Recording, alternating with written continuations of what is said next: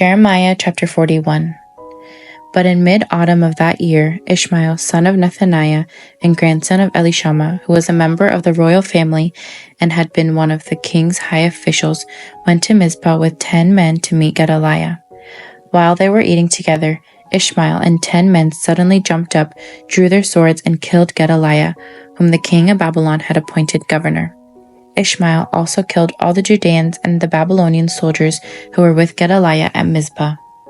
The next day, before anyone had heard about Gedaliah's murder, 80 men arrived from Shechem, Shiloh, and Samaria to worship at the temple of the Lord. They had shaved off their beards, torn their clothes, and cut themselves, and had brought along grain offerings and frankincense. Ishmael left Mizpah to meet them, weeping as he went. When he reached them, he said, "Oh, come and see what has happened to Gedaliah."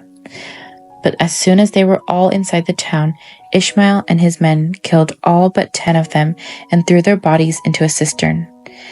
The other 10 had talked Ishmael into letting them go by promising to bring them their stores of wheat, barley, olive oil, and honey that they had hidden away.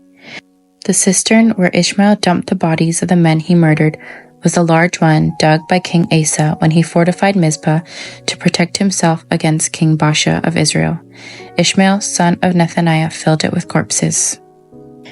Then Ishmael made captives of the king's daughters and the other people who had been left under Gedaliah's care in Mizpah by Nebuzaradan, the captain of the guard.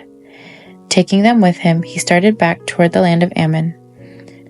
But when Johanan, son of Kareah, and the other military leaders heard about Ishmael's crimes, they took all their men and set out to stop him. They caught up with him at the large pool near Gibeon. The people Ishmael had captured shouted for joy when they saw Johanan and the other military leaders, and all the captives from Mizpah escaped and began to help Johanan. Meanwhile, Ishmael and 8 of his men escaped from Johanan into the land of Ammon.